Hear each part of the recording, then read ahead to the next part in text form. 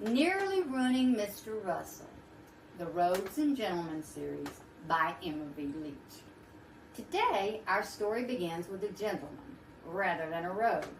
Of course, as always needed in a good historical romance, we do have a few rogues as we go along.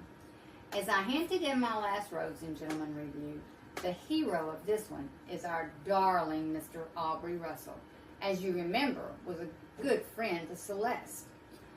Aubrey is the consummate, happy, and easygoing friend to all, and the delightful cousin of Lord Falmouth. He reminds me a bit of Georgette Hayer's wonderful and always good-natured Freddie in Cotillion. Aubrey, blessed with glorious good looks, thick auburn hair, and a natural sunny disposition, was a man who rarely even raised his voice, a fact that always made his father cross, believing his mother and grandmother had mollycoddled the boy beyond reason. We begin our story in the chilly October waters of the Serpentine. Yes, you heard me correctly, in the water. Ms. Leech's bursts of humor may not induce you to laugh out loud, but a giggle can be counted on. Celeste's mischievous spaniel somehow ended up in the lake, and our gallant Mr. Russell had to save the poor wretch. Now, as you can imagine, our bona fide dandy is in one of his very few and hardly ever bad tempers, with Falmouth's lovely French wife running behind him, flinging the mutt to her bosom, spouting in rapid French her apologies to her best friend.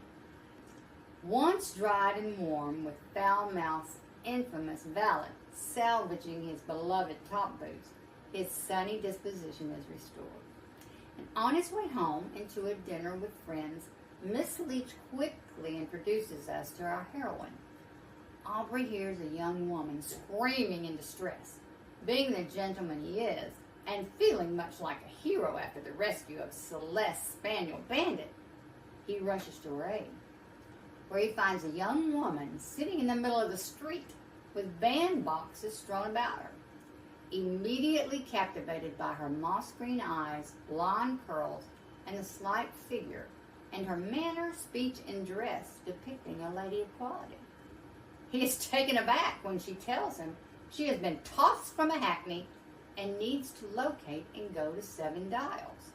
Shocked and bewildered, he isn't certain just what to think or do. But those moss-green eyes. Taking her home and settling her in with his disapproving housekeeper, Violet refuses to share any more information other than her first name and insisting on locating a man named Eddie. He's in danger and she must warn him, wanting to help her, but she refuses to divulge any further information. Driven by an overwhelming desire even Aubrey can't understand, he is determined to keep her from ruin.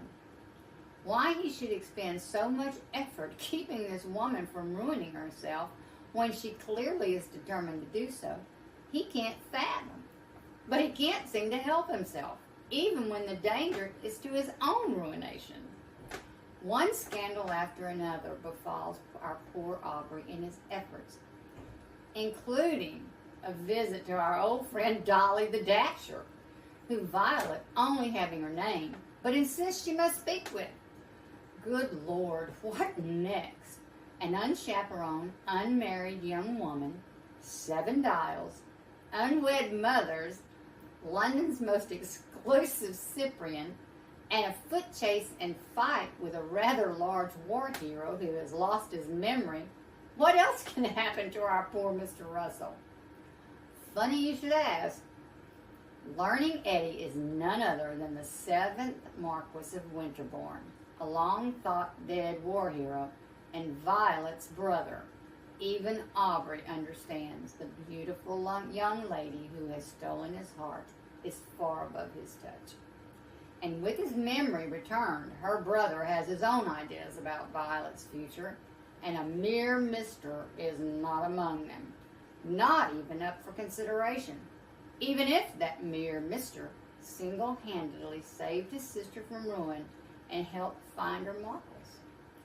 The haughty Marquis remains unmovable to his sister's pleas to reconsider Mr. Russell, even when Aubrey lingers on the verge of death after taking a bullet for the Marcos.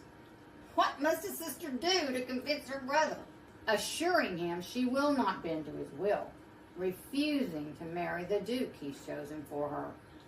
Well, when you're Violet Grayston, who has already shown her grit by coming to London alone and roaming the streets, even those of Seven Dials, she conjures up her own plan to thwart her brother. Our headstrong heroine will be with the man she loves, even if she must kidnap the man to do it. This is a delightful story, and Miss Leech brings us to the edge and snatches us back just in time.